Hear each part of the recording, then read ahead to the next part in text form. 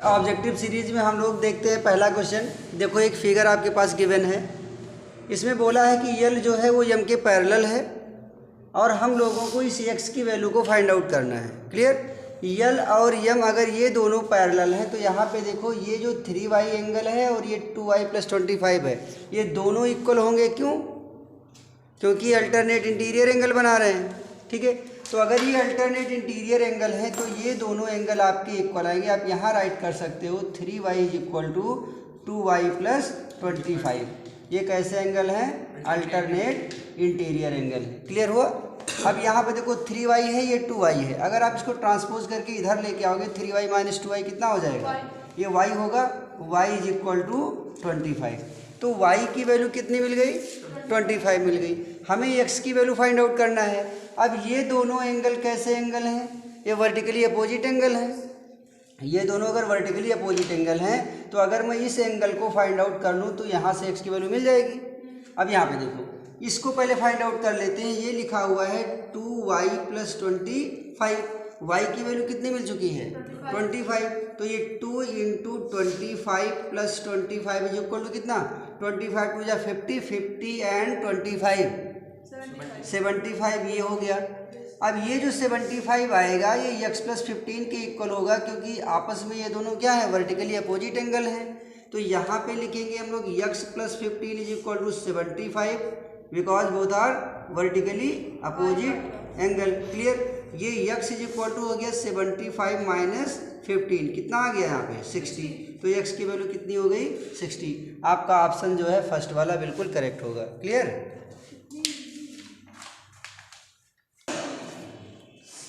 चलो यहाँ पे देखते हैं इस सीरीज का दूसरा क्वेश्चन है।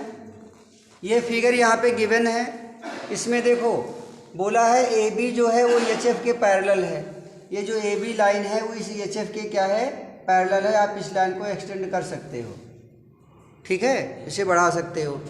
और D जो है वो FG के पैरेलल है। जो D है वो किसके पैरेलल है? FG के पैरेलल है। आप इसे भी थोड़ा सा एक्सटेंड कर सकते हो, ठीक है, ज़रूरत के हिसाब से। हम लोगों को FD निकालना है। कहाँ पे है FD? ये देखो F है, ये D है, ये E है, ये वाला एंगल फाइंड आउट करना है। समझ रहे हो? अब यहाँ पे देखो, अगर ये एंगल 28 है तो यहाँ पे ये भी 28 आएगा। बोलो, आएगा कि नहीं आएगा? और ये अगर 72 है तो ये वाला भी ऊपर का ये वाला हिस्सा 72 आएगा। क्यों? क्योंकि करेस्पॉन्डिंग एंगल है। इतनी बातें समझ में आई कि नहीं आई? बोलो भाई, आ रही है ना? तो आप देखो यहाँ पे, और ये 28 है। देखो ये दोनों भी आपस में पैरेलल हैं, समझना। तो अगर ये 28 है तो यहाँ पे ये भी तो 28 आएगा। बातें समझ रहे हो कि नहीं समझ रहे हो? तो यहाँ पे आप एक काम कर सकते हो कि ये वाली लाइन और ये वाली लाइन अगर पैरेलल है तो ये वाला एंगल और यहाँ का ये वाला एंगल, ये दोनों एंगल करेस्पॉन्डिंग एंगल होंगे। होंगे कि नहीं होंगे? ये दो पैरेलल लाइन है, एक ट्रांसवर्सल लाइन है, तो ये एंगल और ये एंगल क्या होते हैं? करेस्पॉन्डिंग एंगल होते हैं। तो वैसे ही ये 28 और यहाँ पे भी तो ये 28 हो जाएगा, क्योंकि ये वाला एंगल और यहाँ का ये वाला एंगल, ये एंगल और ये एंगल दोनों कैसे एंगल होंगे? करेस्पॉन्डिंग एंगल होंगे, because both are parallel line. कितनी बातें समझ में आई? अगर ये पैरेलल हो गया तो देखो आसान कितना सा हो गया ये, कि ये 28 है, ये 72 है, मुझे यही एंगल तो फाइंड आउट करना है।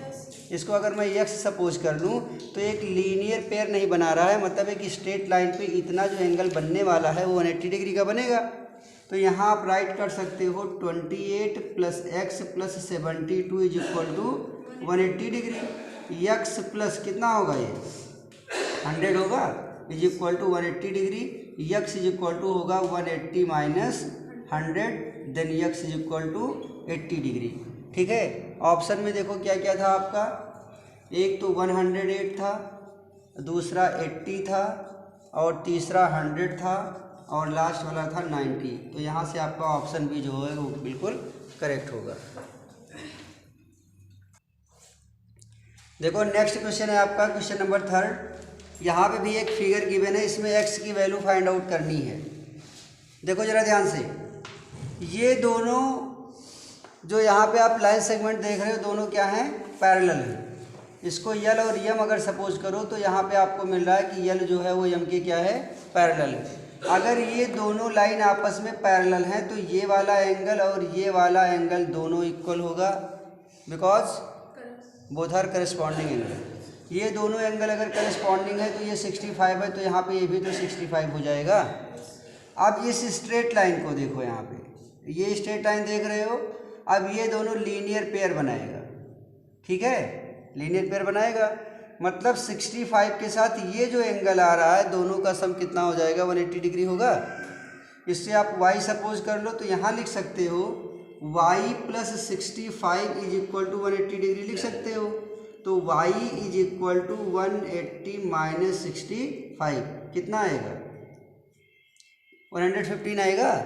ये एंगल आपको y मिला है। ये बातें समझ आ रही ना कि ये दोनों पैरेलल था तो करेस्पॉन्डिंग एंगल होने की वजह से ये 65 था तो ये भी 65 हो गया, और ये एक स्ट्रेट लाइन बना रहा है तो sum of both the angle is equal to 180 degree because both are linear angle. ये आपका लीनियर एंगल अगर बना रहा है तो 65 के साथ 180 माइनस करेंगे तो 115 ये मिल गया। अब ये एक ट्रायंगल है, देखो यहाँ पे ये एक ट्रायंगल है, be know that sum of 3 angle of a triangle is equal to 180 degree. तो यहाँ पे राइट करेंगे y plus x plus 20 is equal to 180 degree, यही तो होगा। y की वैल्यू आपने 115 फाइंड आउट कर चुकी है, तो x plus 20 is equal to 180 degree. अब यहाँ से देखो x प्लस इन दोनों को ऐड करोगे कितना आएगा, इन दोनों को अगर ऐड करोगे 115 और 20 कितना आएगा, ये 135 आएगा, plus x is equal to 180 degree, then x is equal to 180 minus 135। बोलो आंसर कितना आएगा, 45 आएगा ना। यहाँ से आपका करेक्ट आंसर जो आएगा वो ऑप्शन बी होगा।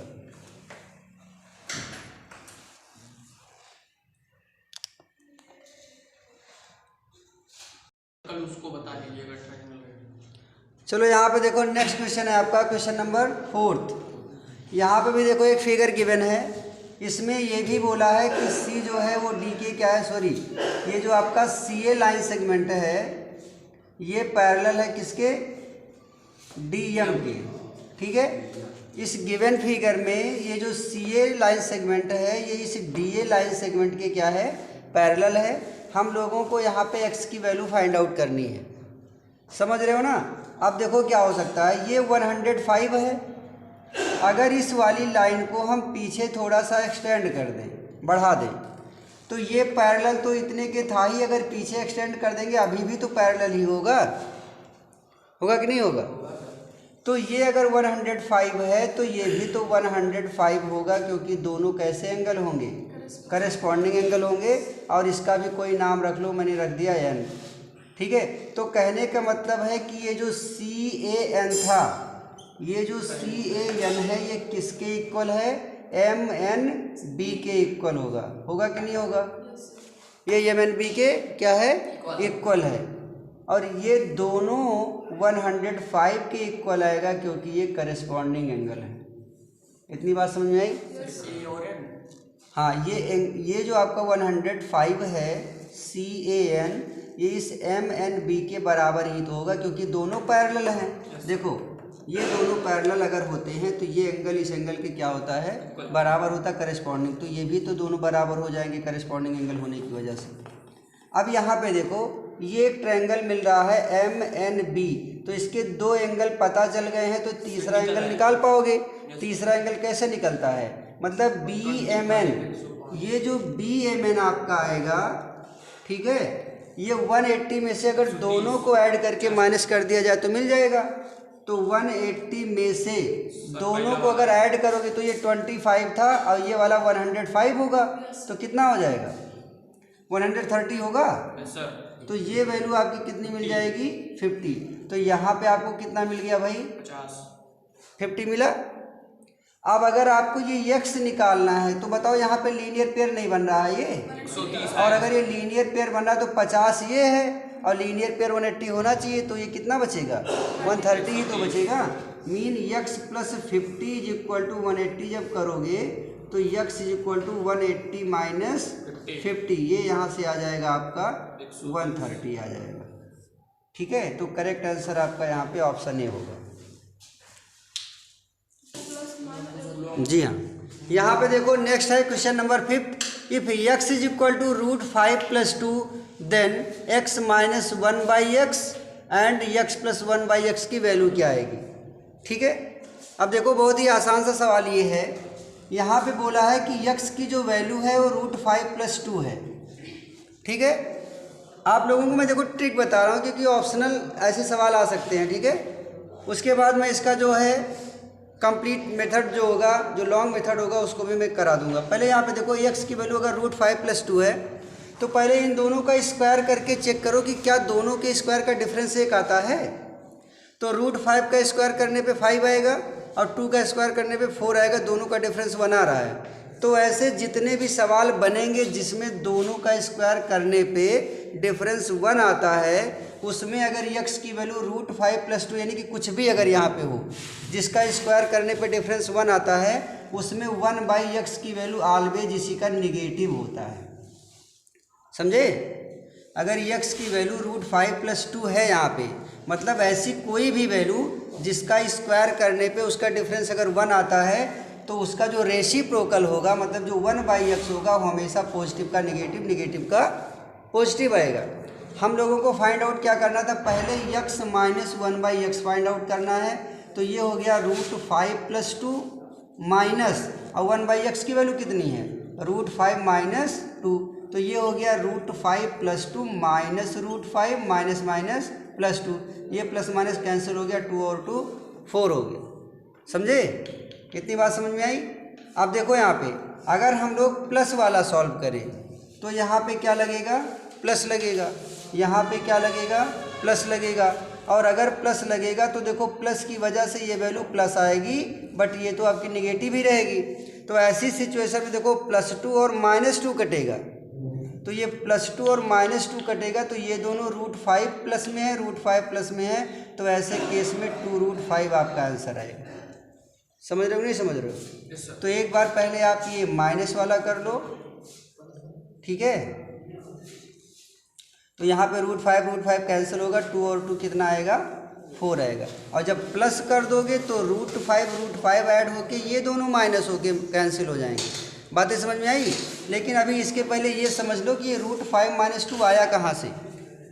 ठीक है, मैंने तो ऐसे ओरल बता दिया, अब इसको समझ में लो कि ये आया कहाँ से। देखो ये जो x इज इक्वल टू √5 + 2 है, अगर हम लोग लिखें 1/x, तो ये 1/x की वैल्यू कितनी थी, √5 + 2 ही तो थी। x की वैल्यू √5 + 2 है, तो 1/x की वैल्यू 1/√5 + 2 होगा। इसका रेशनलाइज किया जाता है, क्या किया जाएगा, रेशनलाइज।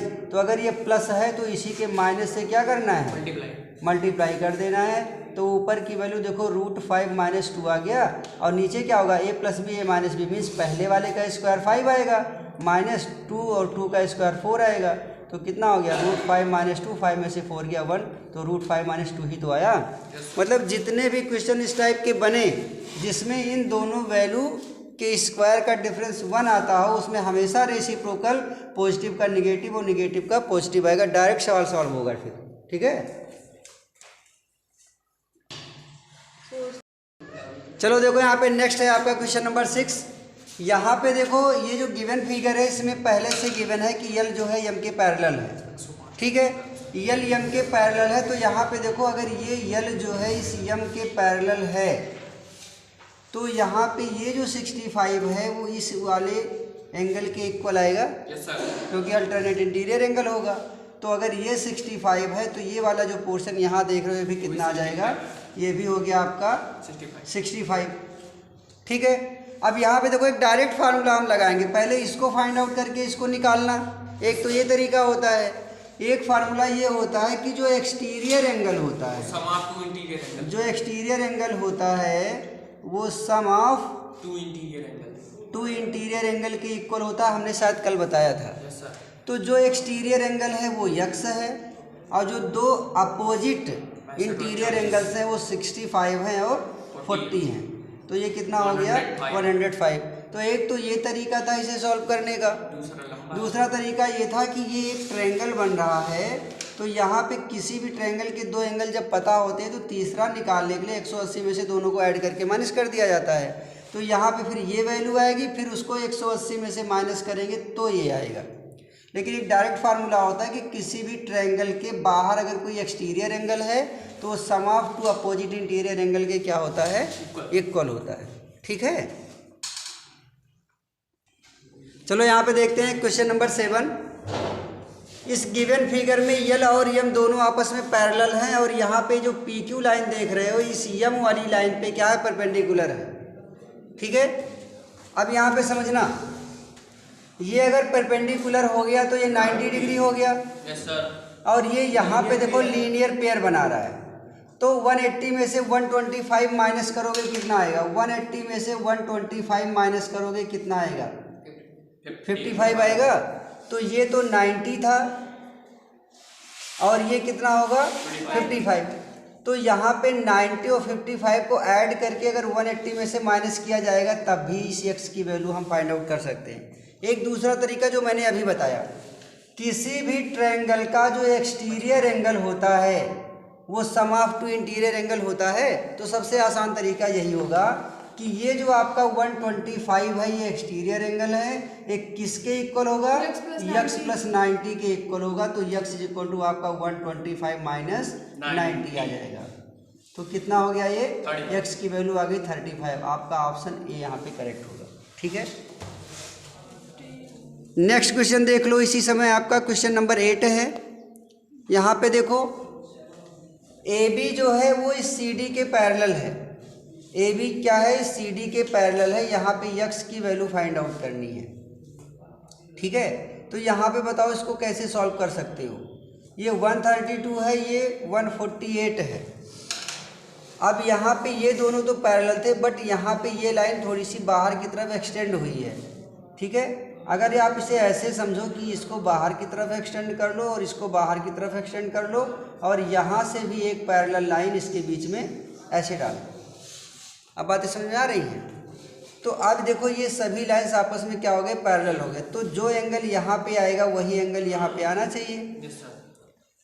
अब इन दोनों में बताओ कि ये अगर 132 है ये, ठीक है, तो बताओ कि यहाँ का ये एंगल 132 आएगा। Yes sir. और ये तो पूरा का पूरा 148 है, तो क्या होगा सर 130 में से 148। अरे नहीं, ऐसे नहीं कर पाओगे। इसमें से हाफ एंगल को, जो इधर का एंगल है उसमें से किसी एक को x मान लो 148/2 और इधर वाले को 148 माइनस x मान लो। जब किसी एंगल को दो पार्ट में डिवाइड किया जाता है तो किसी एक को एक वेरिएबल मान लिया जाता है, दूसरे को पूरे में से उसी को माइनस करने पे आपका दूसरा वाला मिल जाता है।